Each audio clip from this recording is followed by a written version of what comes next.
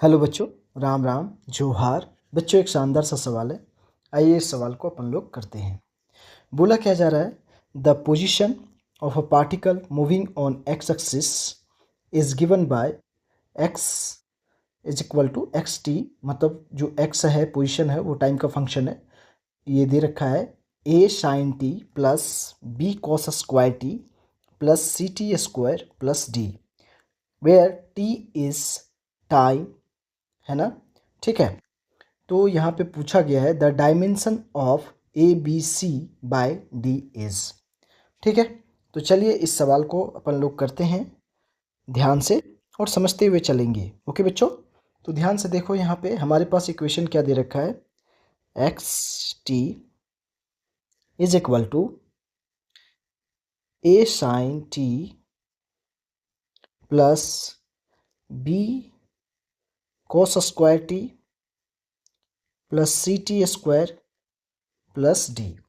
Right. Okay.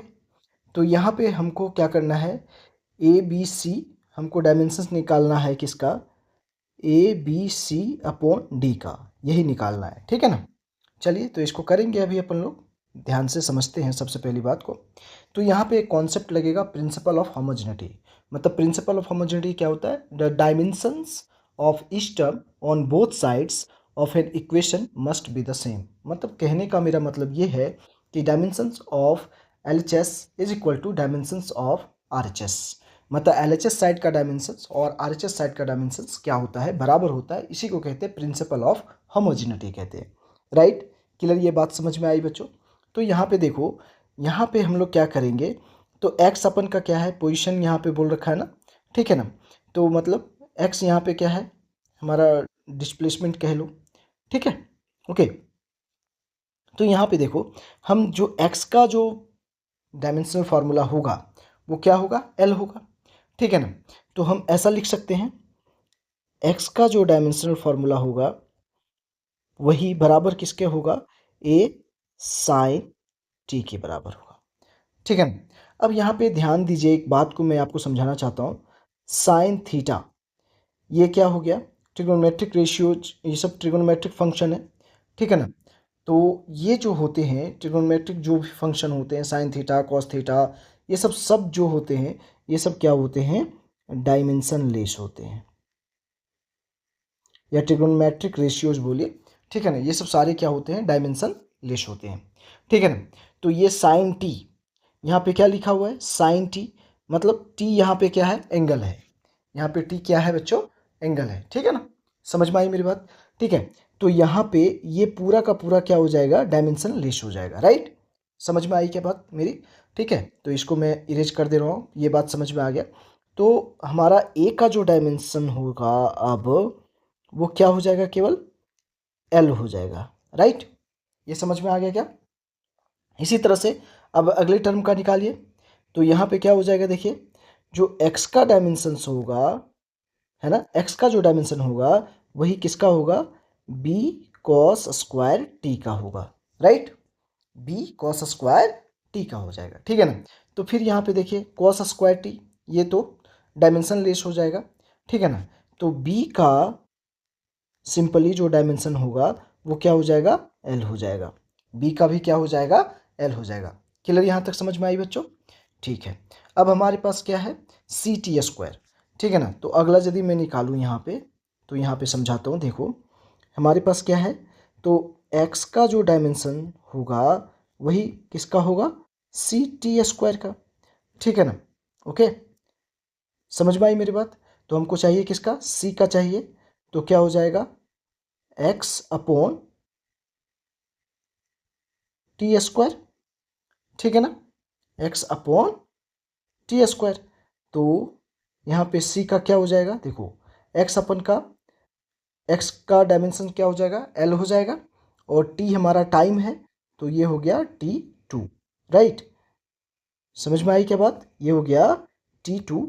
तो इसी को यदि मैं सॉल्व करूँ तो क्या हो जाएगा, देखो ये LT-2 हो जाएगा। राइट। तो सी का जो डायमेंशंस आया हमारे पास में, है ना, सी का जो डायमेंशन आया वो आया LT-2। मतलब ए का डायमेंशनल फार्मूला एल आया, बी का डायमेंशनल फार्मूला एल आया और सी का आया हमारा dimensional formula L T minus to. Clear, यहाँ तक बात समझ में आ गई आपको बच्चों। अब हमको चाहिए किसका, डी का चाहिए, ठीक है ना। तो डी का क्या करेंगे, तो उसी तरह से प्रिंसिपल ऑफ होमोजेनिटी लगेगा, एक्स इक्वल टू क्या हो जाएगा यहाँ पे, डी हो जाएगा, ठीक है ना। और तो इसके साथ में कुछ नहीं है, यहाँ पे आप देख सकते हैं डी और यहाँ पे क्या है, एक्स हमारा, ठीक है ना। तो यहाँ पे ध्यान से देख लीजिए चीज़ों को। तो अब यहाँ पे हमारे पास क्या हो जाएगा, तो डी का जो डायमेंशनल फार्मूला या डायमेंशन कहिए क्या हो जाएगा, एल हो जाएगा, राइट। ओके, क्लियर दैट, यहाँ तक बात समझ में आ गई। अब हमको क्वेश्चन में क्या बोला है, A B C upon D का डायमेंशन चाहिए, ठीक है ना। तो हमको चाहिए किसका, यहाँ पे देख लीजिए, समझ लीजिए चीज़ों को। हमको चाहिए A B C upon D का, ठीक है ना। तो ए कितना, ए का डायमेंशनल फार्मूला कितना आया है, एल आया है, तो यहाँ पे मैंने लिख दिया एल।